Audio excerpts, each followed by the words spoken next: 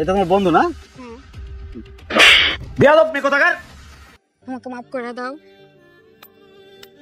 মুন্না, আমি এতক্ষণ অপেক্ষা করছিলাম এই সিনটা দেখার জন্য। আরে তোমাকে কি বলি, কক্সবাজারে যাব, ঘুরবো, আড্ডা দিব, কত মজা হবে, কিন্তু তুমি আমার কথা শুনোই না একবার। তোমার জামাই তোমাকে কোথায় নিয়ে যায়? আমি তোমাকে কক্সবাজার নিয়ে যাব, অনেক মজা হবে, বুঝছো? তুমি চলো।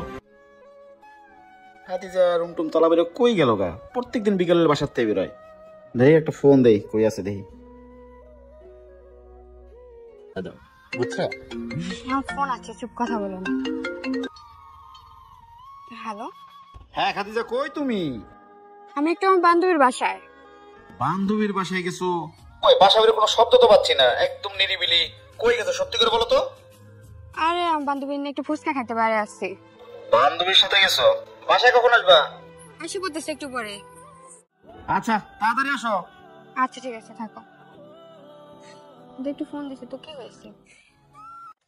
এই দাঁড়া দাঁড়া দাঁড়া দাঁড়া বেটা। কি হয়েছে? ওইটা দেখো মুন্নার বউ না? হ্যাঁ, এটা তো মুন্নার বউ। আমার জামাই বন্ধুরা, এদিকে তাকো, এদিকে তাকো। জঙ্গলে কি করে? আরে জঙ্গলে মঙ্গল করে, বুঝোস তাই গুলা? হাজবেন্ডের সামনে কিন্তু ওই ভদ্রতার মুখোশ পরে থাকে, আর ওর ক্যারেক্টারটা এরকম। আচ্ছা কাজ করি, সামনে যে মুন্নার একটা ফোন দিই, তাড়াতাড়ি আয় চল।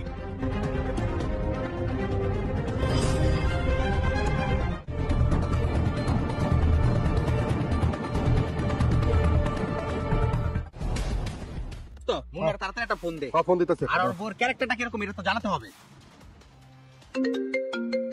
কেডা ফোন দিল আমার? শামিম। হ্যাঁ বন্ধু বল। মুন্না তুই কই আছস? আমি তো বাসায়, অবিশ্বাস করে বাসায় আসলাম। বাসায়? তোর বউ কই? আমার বউ? ও তোর বান্ধবীর বাসায় গেছে। আরে বেড়া, তোর বউরে দেখলাম দিয়াবাড়ি জঙ্গলে। হ্যাঁ? আরে বেটা কি করছ? তোর মাথা ঠিক আছে? তোর বিশ্বাস করো, তাড়াতাড়ি আয়। আমি আর যে ইমানে বই রইছি, তাড়াতাড়ি আয়। আচ্ছা আচ্ছা তোরা থাক, আমি হন আইতাছি।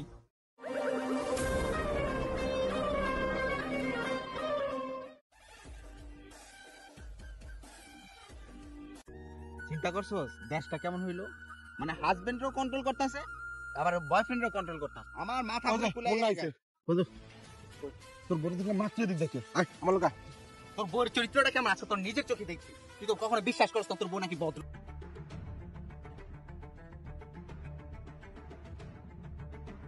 খাদিজা তুমি এখানে?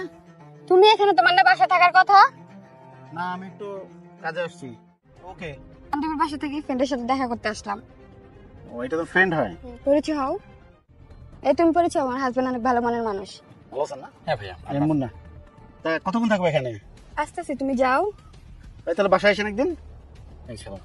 হ্যাঁ? এর বাসায়। তো বাসায় নিয়ে যাও একদিন। ঠিক আছে। তা ও তোমার ফ্রেন্ড হয় না? মিথ্যাবাদী। তোমার কত বড় সাহস, তুমি আমার গায়ে হাত তুলছো? তোমাকে আমি আজকে ডিভোর্স দিব।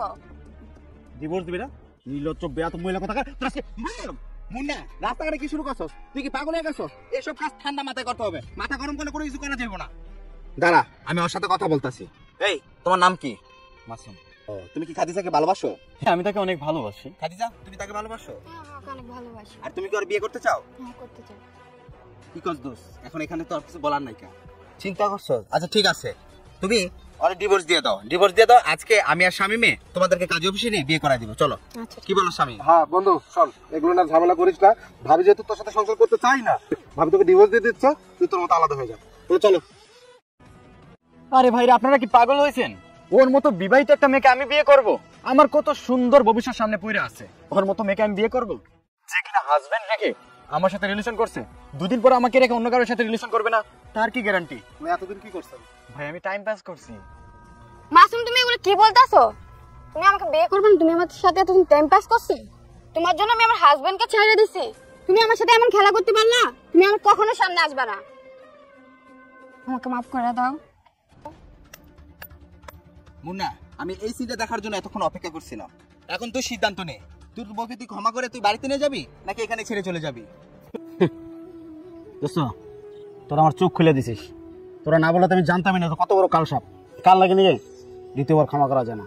ও প্রত্যেকদিন আমার বাসার থেকে ঘুরতে যাওয়ার নাম করে বের হয়। আমার নিয়ে ঘুরতে পারে না, আমার নিয়ে ঘুরতে গেলে মান সম্মান নাকি থাকে না। রুচির সমস্যা। তো ভালো রুচির জন্য গেছিলি না? দেখ এখন সে তোকে বিয়ে করতে রাজি না, আসলে টাইম পাস করতে। আদর্শবান পুরুষ একজনই যথেষ্ট, 10 জন না। ভালো থাকিস। বর্তমান সময় পরকীয়া যেন একটা ফ্যাশন হয়ে দাঁড়িয়েছে। টাকা থাকলে সুখ থাকে না, তো সুখ থাকলে টাকা থাকে না। আসলে সুখ হচ্ছে যার যার নিজের মধ্যে। এক কথায় বলা যায় এটা হচ্ছে একটা মনের দুর্ভিক্ষ। তাই যাকে ভালোবাসেন তাকে সারা জীবন আগলে রাখুন। ভিডিওটি ভালো লাগলে লাইক কমেন্ট শেয়ার দিয়ে পাশে থাকবেন। ধন্যবাদ।